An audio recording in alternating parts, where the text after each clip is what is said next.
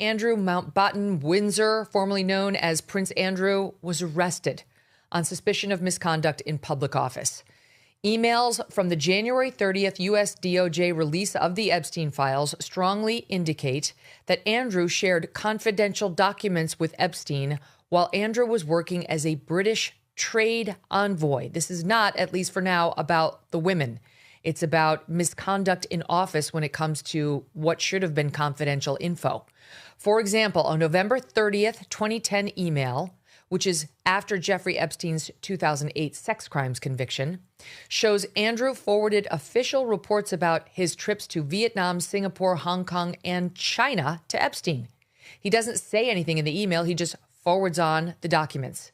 A few weeks later, on Christmas Eve 2010, Andrew emailed Epstein directly about a, quote, confidential briefing, end quote, on investment opportunities in Helmand Province, Afghanistan, which at the time was being run by the British military. The BBC reports there's also an email in February of 2011 from Andrew to Epstein about an investment opportunity in a private company. The UK government says trade envoys carry a, quote, duty of confidentiality, so Andrew could be in some serious trouble here if he violated that duty of confidentiality by sharing British secrets with an American entrepreneur, especially one as controversial as Jeffrey Epstein. To make matters worse for him, misconduct in public office like this is apparently one of the most serious offenses in British law. If one is convicted, the potential sentence could be up to life in prison. There is zero chance Andrew is going to prison for life. That's BS. But okay, fine. It does technically carry that possible sentence. King Charles III, meantime, releasing a statement indicating that he supports the authorities. Listen to this. Quote, I have learned with the deepest concern the news about Andrew Mountbatten Windsor and suspicion of misconduct in public office. What now follows is the full, fair, and proper process by which this issue is investigated in the appropriate manner and by the appropriate authorities. In this, as I have said before, they have our full and wholehearted support and cooperation. Let me state clearly, the law must take its course. As this process continues, it would not be right for me to comment further on this matter. Meanwhile, my family and I will continue in our duty and service to you all. If you thought your dating life was a chaotic mess of accidental swipes and ghosting, prepare to feel like a monk in a monastery. We're currently peeling back the heavy gold-leaf curtains of the York household to reveal a history so randy it makes a 1970s rock star look like a choir boy. It is March 2026, and while Andrew Mountbatten Windsor is currently cooling his heel in a Norfolk farmhouse, following a rather intense 11-hour police interrogation last month, the Liberal War just dropped a tactical nuke on his reputation. We're talking about allegations from his former staff and historian that suggest his marriage to Sarah Ferguson was essentially a revolving door for over a dozen women before they even hit their first anniversary. From claims of 1,000 lovers to the truly dark and disturbing root of his obsession. We are diving into the unbelievable rumors about a man once known as the Spare, with a very active spare time. Quick favor, if you are loving this, hit that subscribe button. Over 92% of viewers haven't yet. It is free, takes a second, and means the absolute world to us. Thank you if you just did. Now, back to the show. Files related to Epstein amid mounting interest into the pedo financier. Two other snaps show the barefoot ex-Duke of York wearing a white polo and jeans, touching the unknown woman's stomach. The female appears to be awake in both photos, with her arm seen raised in one of the disturbing images. Another man, whose identity is unknown, lounges in a chair behind the disgraced prince with his feet kicked up on a table. Other chilling shots of Andrew have also emerged as the DOJ continues releasing millions of files related to Epstein. The latest batch of docs heap fresh shame on the disgraced royal, who has already been stripped of his title. Let us start with the sheer logistical nightmare of the first year of his marriage. According to historian Andrew Loney and a former driver who worked for the Yorks, Andrew's commitment to his wedding vows was apparently as strong as a wet paper bag. The driver claims that the disgraced former prince slept with more than 12 women during that first year with Sarah Ferguson. The analogy here is a man treating a royal marriage like a buy one get 12 free deal at a discount supermarket. It is reported that on some days, more than 10 women would visit his hotel room, One insider noted, often, as soon as one left, another would arrive.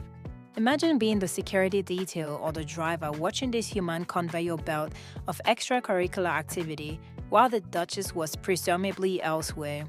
This was not just a fling, it was a full-scale industrial operation.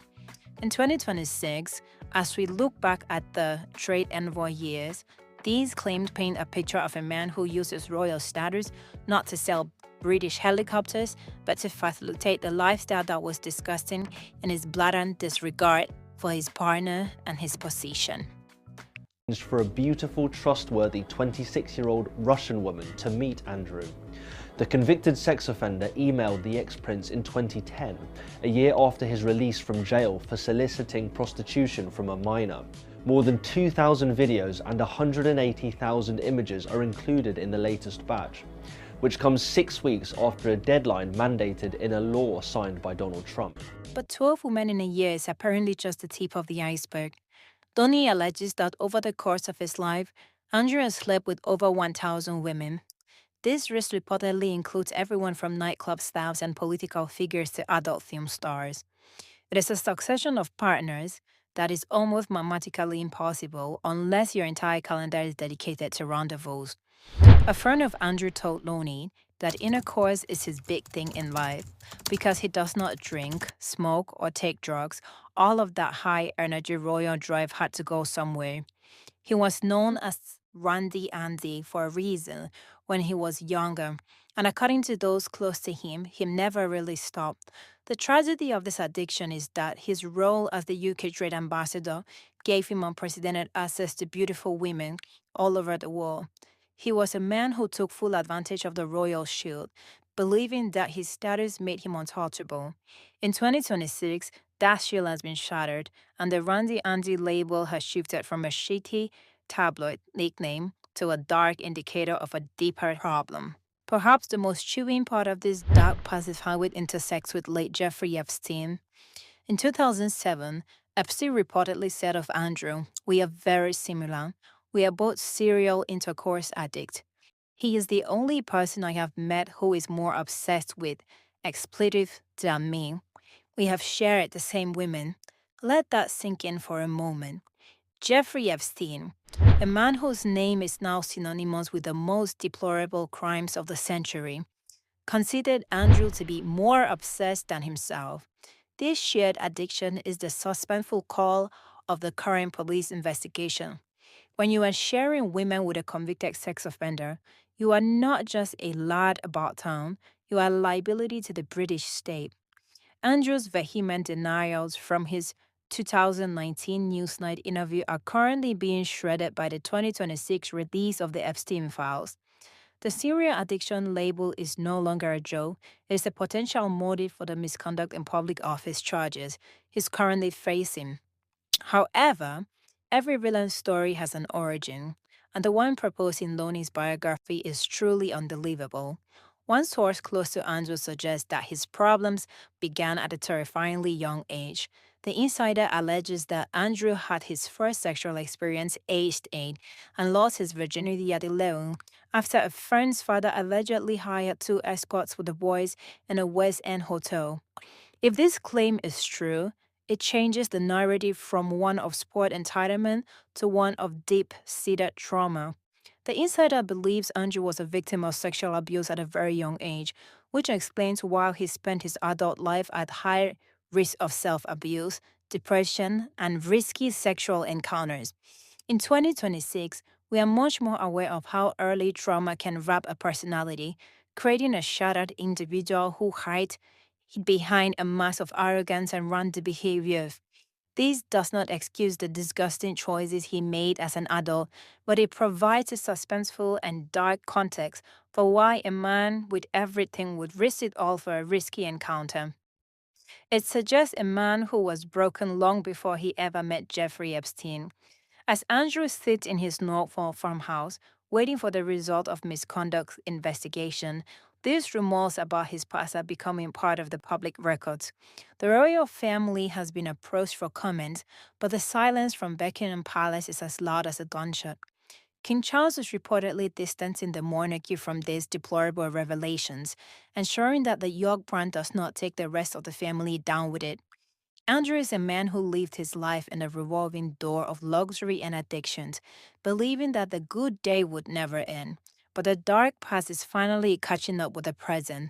Whether he was a spoiled bully or a victim of trauma, the results remain the same. A fallen prince facing the potential life sentence and a legacy that is permanently staying. The unbelievable rumors are now the fundamental of his downfall. He is a man who had it all and traded it for 1,000 moments that he will probably now like to forget. Thank you for watching.